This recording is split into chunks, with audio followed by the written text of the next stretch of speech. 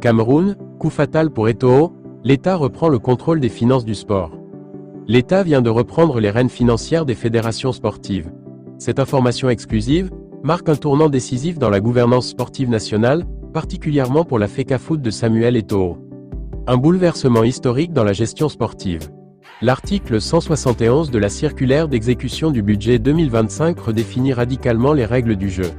Désormais, le ministère des Sports reprend le contrôle total des cordons de la bourse, marquant la fin d'une décennie d'autonomie financière des fédérations. Cette décision intervient dans un contexte particulièrement tendu entre le MINSEP et plusieurs fédérations sportives. Le rêve brisé de Samuel Eto'o pour Samuel Eto'o, qui avait fait de la gestion financière autonome de la FECAFOOT l'un des piliers de sa présidence, ce revirement représente un revers cinglant. L'ancien capitaine des Lions indomptables, qui avait minutieusement construit sa stratégie autour du contrôle des ressources financières, voit son influence considérablement réduite. Cette situation pourrait significativement impacter ses projets de développement pour le football camerounais. Les implications pour l'avenir du sport camerounais. Cette réforme soulève de nombreuses questions sur l'avenir du sport camerounais. Si le décret de 2014 avait établi une répartition claire des responsabilités, permettant aux fédérations de gérer les aspects techniques et financiers, la nouvelle circulaire chamboule cet équilibre. Des résistances sont à prévoir, notamment de la part des fédérations qui voient leurs prérogatives considérablement réduites.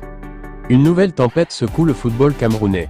Samuel Eto'o, président de la FECAFOOT, vient de lever le voile sur une situation administrative préoccupante qui pourrait avoir des répercussions majeures sur la gestion du football national. Dans une déclaration exclusive reprise par 237online.com, l'ancien capitaine des Lions indomptables met en lumière un dysfonctionnement institutionnel qui soulève de nombreuses questions. Le décret présidentiel de 2014 au cœur de la polémique. Le nœud du problème remonte à 2014, année où le président Paul Biya avait signé un décret crucial confiant la gestion des fonds publics destinés au football à la FECAFOOT. Cette décision historique, visant à responsabiliser la fédération, semble aujourd'hui remise en cause de manière opaque.